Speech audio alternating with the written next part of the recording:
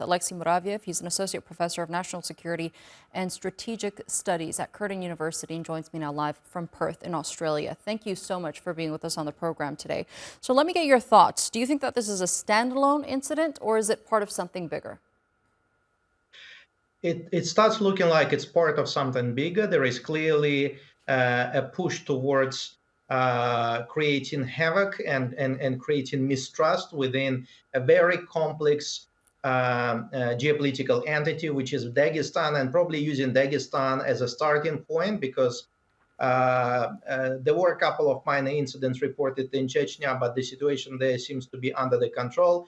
Dagestan has the history of foreign insurgencies operating there. Back in the 1990s, there were tracks or traces of Al Qaeda in the region. More recently, ISIS believed to have shown interest in the region as well as in Dagestan.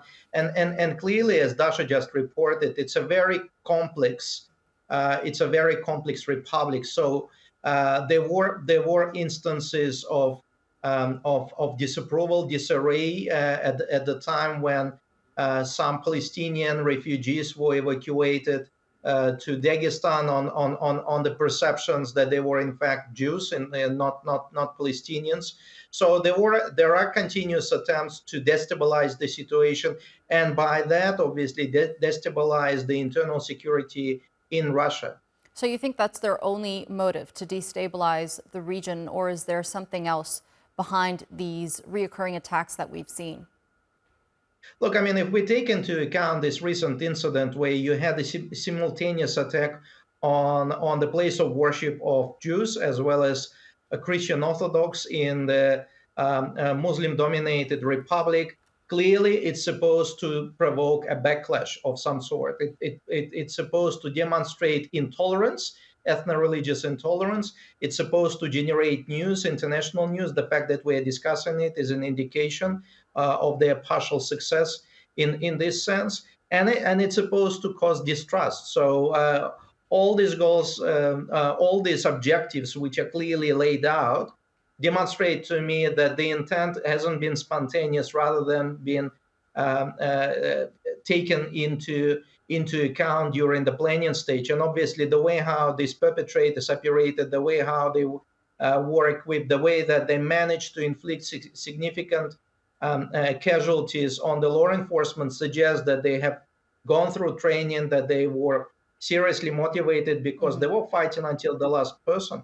And clearly they were well organized and perhaps even linked to some of the authorities, because at least two of the perpetrators believed to be sons of one of the local heads of one of the regions in Dagestan, which also points out some family ties to the political hierarchy. Let's talk about Russia's law enforcement. Many analysts are saying that they're too preoccupied with the war in Ukraine, given that they've left some sort of a vacuum for these attacks to take place. Yes, indeed, and I think that plays a factor.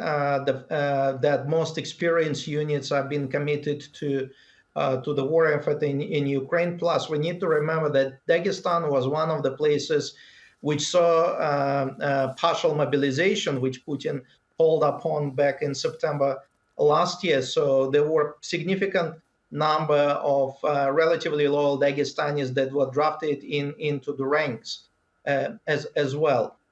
So the absence of significant police presence on the streets, or perhaps their replacement with less experienced and forces, would probably have the effect.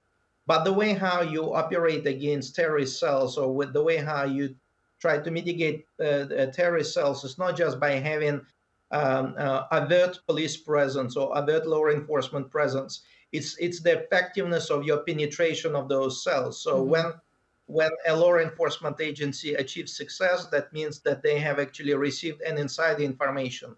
In this particular sense, they have obviously didn't manage to pick up this plot in the early stages, right. And perhaps that was linked to the situation that perhaps some local authorities were involved in one form or another. So it's another indication of a failure.